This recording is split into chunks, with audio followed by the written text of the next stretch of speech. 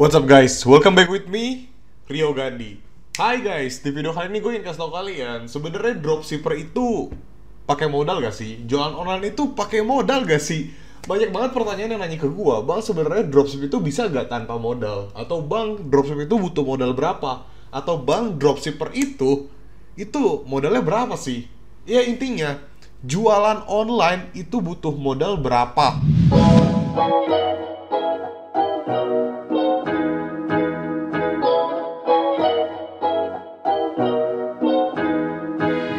Nah guys, video ini khusus untuk kalian-kalian yang belum pernah jualan online dan baru mau memulai untuk jualan online.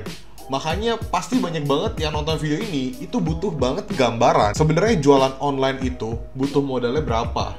Atau sebagai dropshipper lah ya, untuk pemula itu butuhnya berapa sih untuk bisa memulai untuk jualan online? Dan jawabannya adalah iya, tapi enggak juga. Kenapa bisa begitu? Nah, gue asumsikan kalian adalah seorang dropshipper. Ya, kalian baru memulai bisnis online, jualan online sebagai dropshipper. Gue akan kasih tau kalian kenapa gue bilang iya tapi enggak juga.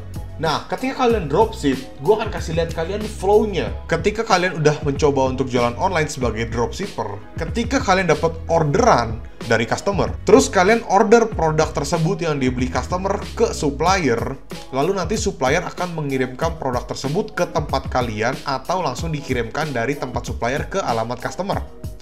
Lalu ketika produk sudah sampai, dana cair dan langsung masuk ke saldo kalian, modal plus profit. Nah teman-teman, ketika kita mengorder barang yang udah dibeli customer ke supplier, gue dapat orderan nih dari customer, produknya gue beli dari supplier. Nah, itu kita nalangin dulu produknya. Misalnya gue beli produk A, gue talangin dulu nih harga produk A-nya. Nanti si supplier yang kirimin atau supplier yang kirimin ke tempat gue, baru gue kirimin ke alamat customer. Nah, cuman kalau misalnya dari alamat supplier ke alamat gue, itu gue nanggung ongkir lagi. Biasanya temen-temen, itu buat toko-toko yang dropshipnya beberapa supplier. Tapi kalau misalnya cuma satu supplier dan supplier tersebut mengizinkan dikirim dari sana, ya udah kita nggak usah bayar lagi ongkirnya dari supplier ke tempat kita, tapi dikirimkan langsung dari alamat supplier ke alamat customer melalui resi yang kita kasih. Resi otomatis. Kita kasih resinya ke supplier, nanti supplier yang kirimin ke alamat customer. Lalu ketika kita bayar produk tersebut ke supplier, nah kita menunggu nih, ketika barang sudah sampai ke alamat customer dan sudah diklik terima, dananya kan langsung cair tuh ke saldo kita. Nanti kita cairin, berarti kita dapat modal plus profit. Gue akan kasih kalian contohnya biar nggak bingung. Misalnya kita jual harga produk itu 60.000 dengan modal harga produk 50.000. Nah, ambil contoh, fee marketplace itu 5%. Setiap marketplace itu mempunyai fee yang berbeda-beda, tergantung, kalian bisa cek sendiri.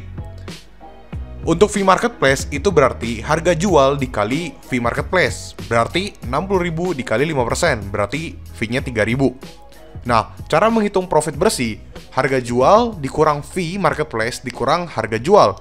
Berarti profit bersihnya 60.000 dikurang 3.000 dikurang 50.000, berarti kita dapat profit bersih 7.000 rupiah. Nah, sebenarnya kan bisa dibilang modalnya itu lebih tepatnya kita nalangin dulu. Bukan kita stok, bukan kita beli barang, kita stok, ya uang kita tuh di barang. Tapi ketika kita ada orderan, kita beli, nalangin dulu, nanti langsung dikirimin. Jadi tepatnya gimana ya? Lebih aman sih kalau misalnya dropship. Jadi dimana kalian ini nggak perlu keluar modal, lebih tepatnya untuk nalangin dulu. Nalangin dulu pun itu memang udah tahu, memang customer-nya udah order, ya udah berarti kita udah tahu nih, berarti udah dapat profit dari produk tersebut. Tinggal kita beli aja dari supplier kayak gitu. Jadi nalangin doang sih. Ngomong-ngomong tanpa modal, sebenarnya bisa juga tanpa modal. Gimana caranya? Kita dealing-dealingan sama supplier. Nah, misalnya kita dapat orderan nih, terus kita kasih tahu supplier. Siapa terserah, misalnya supplier A nih ya. Misalnya Koko lah ya. Gue dapat orderan nih. Ini gue kasih resinya. Boleh gak nanti gue dikirimin dulu produknya ke alamat customer. Nanti kalau misalnya barang sudah sampai, baru nanti gue bayar.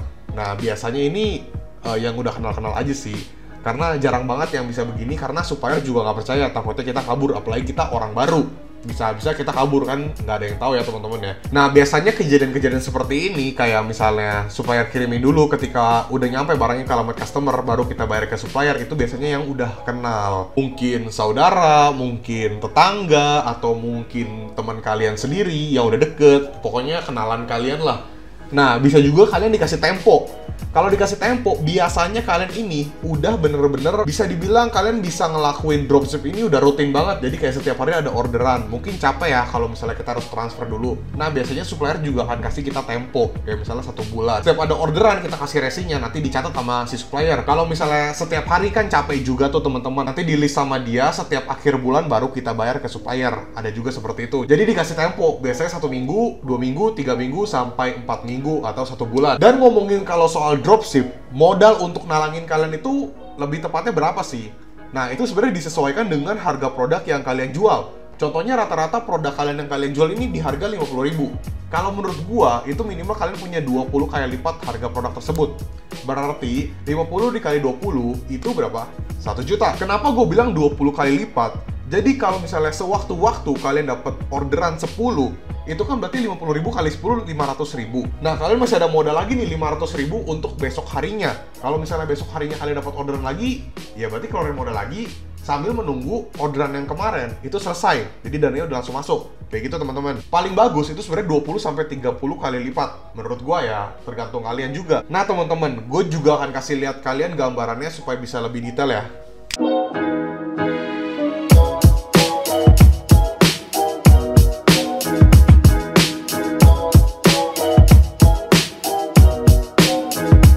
Buat kalian yang masih kerja kantoran, ada kerjaan part-time atau freelance, itu lebih bagus lagi teman-teman, dimana kalian udah dapat uang bulanan nih dari part-time, dari freelance, dari gaji bulanan kantoran. Nah, kalian jualan online nih, dari penghasilan kalian nih, ya dari full-timer, part-time, atau freelance, itu bisa dijadiin modal untuk dropship, atau mungkin pelan-pelan stok barang.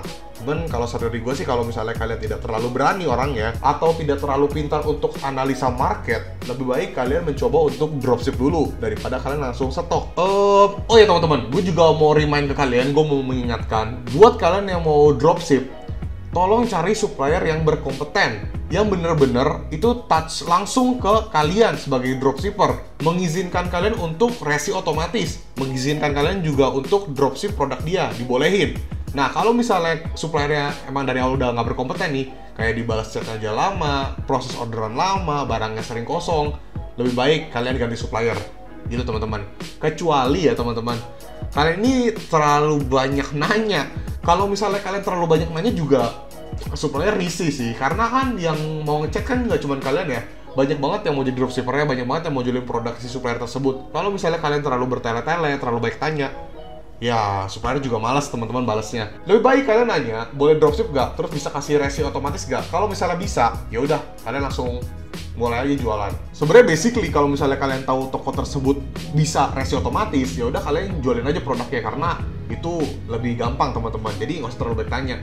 Nanti ketika kalian udah berhasil dropship, kayak setiap hari ada orderan, kalian udah berhasil ngebuktiin ke supplier, gue yakin banget suppliernya tuh bakal baik banget ke kalian. Kalian chat bakal dibalas cepet. Terus kalau misalnya ada apa-apa juga cepat ditanganinya. Terus kalian juga bisa dikasih tempo. Itu yang paling penting. Jadi buktiin dulu, baru nanti si supplier akan baik ke kalian. Memang udah seperti itu. Ingat teman-teman, yang ngechat untuk jadi dropshipper atau yang ngechat untuk jualin produk dia, itu nggak cuman kalian. Jadi tolong kalian juga harus ada attitude-nya yang baik. Dan tolong teman-teman, jangan main-main.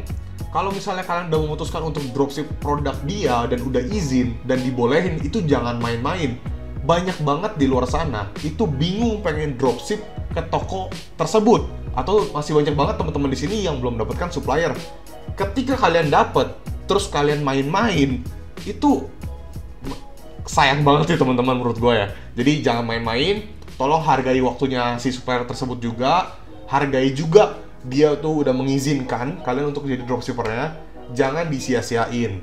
Semoga video ini dapat membantu kalian dan well teman-teman, kalau misalnya ada pertanyaan-pertanyaan silahkan tulis di kolom komentar. Nanti akan gue jawab lewat reply di komen. Atau mungkin kalau pertanyaan kalian ini bisa gue jawab lewat video dan cocok banget untuk dijadiin video, pasti gue akan buatin videonya. Rio Gandhi, peace out.